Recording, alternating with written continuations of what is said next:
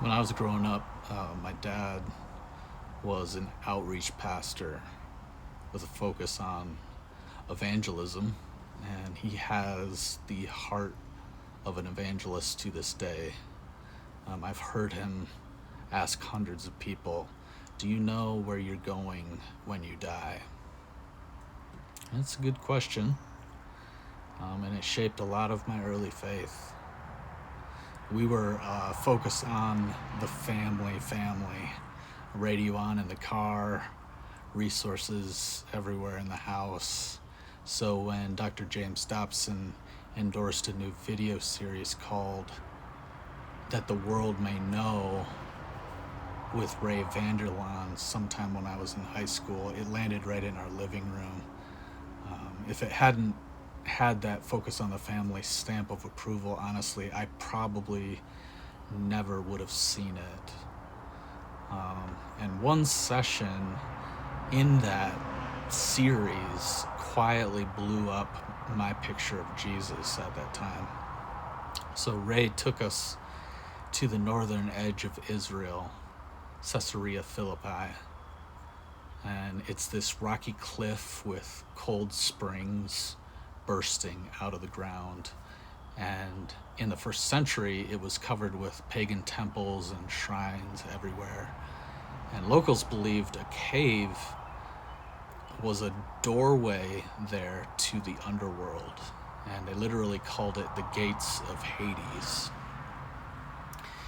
And in this episode, Ray stood at that cliff and reminded us that this is likely where Jesus took his disciples in Matthew 16.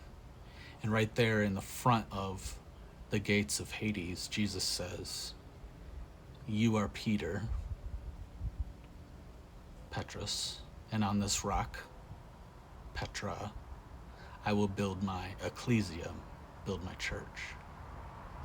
And the gates of Hades will not overpower it."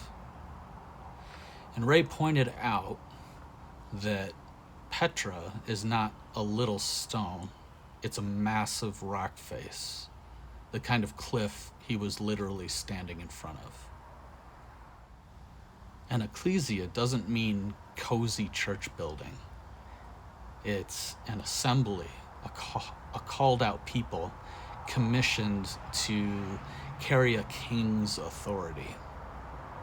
And then Ray said something that lodged deep in me.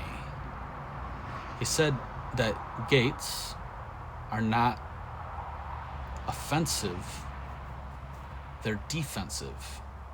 So no one attacks you with a gate, right? You build gates to keep invaders out. So when Jesus says the gates of Hades will not overpower his ecclesia, he's not picturing a fragile church under attack and barely hanging on. He's picturing his people moving toward the places everyone else calls too dark, too broken, and the gates of Hades failing to keep God out. So I was a new believer in high school at this time, ironically at a Christian school, and I was trying very hard to protect myself from the ways of the world. And holiness to me pretty much meant distance, or staying away, staying safe, staying pure. And Ray's teaching at this time hit me like a slow motion earthquake. Suddenly Jesus didn't look like someone who kept a safe distance from the world's worst places. He looked like someone who walked toward them, toward the gates of Hades, toward the gates of hell, toward the places of exploitation and despair, toward the people everyone else had written off.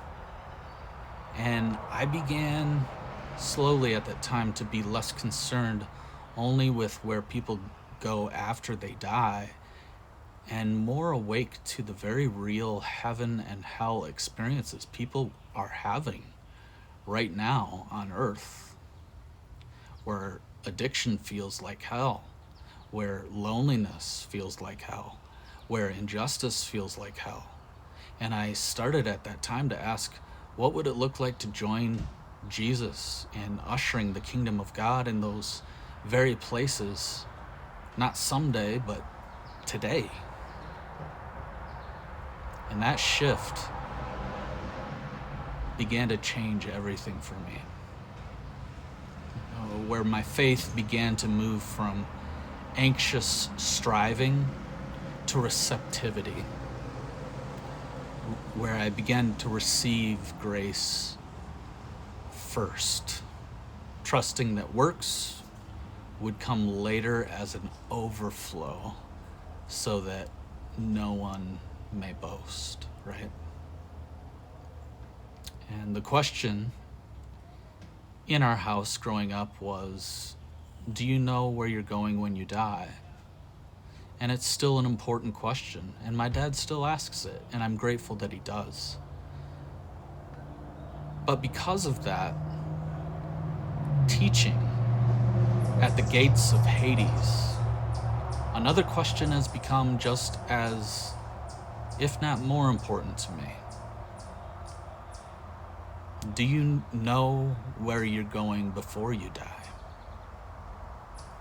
Where is Jesus going in your city, your school, your workplace, your neighborhood? Where are the gates of Hades in your world? The places everyone assumes are too far gone. And what would it mean for you and your church to follow Jesus there? If the promise is still true, that the gates of hell will not overpower his church, then maybe the question is not just, where am I going when I die? Maybe it's also, where am I going with Jesus before I die?